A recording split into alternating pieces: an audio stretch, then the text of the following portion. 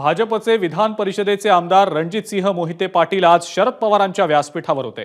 एवढंच नाही तर सोलापूर जिल्ह्यासाठी कुठलीही तडजोड करण्याची आपली तयारी असल्याचं वक्तव्य करत त्यांनी खळबळच उडवून दिलेली आहे। त्यामुळे रणजितसिंह मोहिते पाटील अधिकृतपणे शरद पवारांच्या राष्ट्रवादीमध्ये प्रवेश करणार का अशा चर्चा सुरू झालेल्या आहेत। रणजितसिंह मोहिते पाटील माढा विधानसभा मतदारसंघातून लढणार अशा चर्चा सोलापूर जिल्ह्यामध्ये आहेत। तिकडे अजित पवारांच्या राष्ट्रवादीमध्ये असलेल्या राजन पाटील यांनी सुद्धा शरद पवारांची भेट घेतलेली आहे। राजन पाटील यांना अजित पवारांनी काहीच दिवसांपूर्वी सहकार परिषदेचं अध्यक्षपद देत राज्यमंत्रीपदाचा दर्जा दिलाय। मात्र तेच राजन पाटील आता राष्ट्रवादीचे सर्वेसर्वा शरद पवार यांच्या भेटीसाठी माजी उपमुख्यमंत्री विजयसिंह मोहिते पाटील यांच्या शिवरत्न बंगल्यावर पोहोचले। शरद पवार हे देशाचे नेते असून त्यांना भेटण्यामध्ये गैर काय असा सवाल राजन पाटील भेटीसाठी पोहोचल्यानंतर करतायत।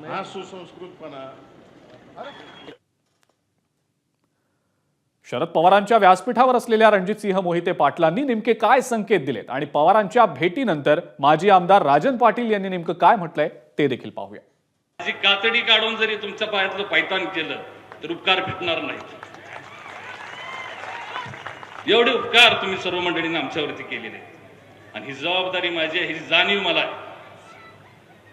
कुठं थांबावं लागेल, कुठं पुढं मागं व्हावं लागेल, सोलापूर जिल्ह्यासाठी आणि महाराष्ट्रासाठी रणजितसिंह मोहिते पाटील ती पाहिजे ती किंमत तडजोड करायला तयार आहे, पण विकासाला कुठेही खीळ बसली नाही पाहिजे हे मात्र या ठिकाणी आपण सर्वांनी जपायचंय। हा जिल्हा तुमचा आणि माझा आहे, या जिल्ह्याला पुढे नेण्याची जबाबदारी आपली आहे आणि ह्या सर्व नेते मंडळींचे आशीर्वाद आपल्या पाठीमागे आहेत। निश्चितपणाने आपण हे सगळेजण पुन्हा एकदा उभा करूया। हो, पवार साहेबाला कोण भेटत नाही, देशातले लोक भेटतात, पंतप्रधान सुद्धा भेटतायत, त्यामुळे त्यात काय वागणं, मी तर खूप बारका माणूस आहे, त्यामुळे त्यांना भेटणं म्हणजे त्यात काय गैर आहे।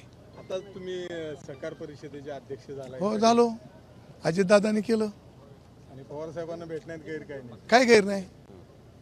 पवार साहेब हे देशाचे नेते आहेत, ते कुठल्या एका विशेष पक्षाचे असं नाही आहे, त्यामुळे त्यांना भेटण्यामध्ये अत्यंत गैर नाही। तुमचा काय तर गैरसमज होतोय, कृपया माझी विनंती आहे की तुम्ही तो गैरसमज आमच्याबद्दल पवार साहेबांना दूर करावा।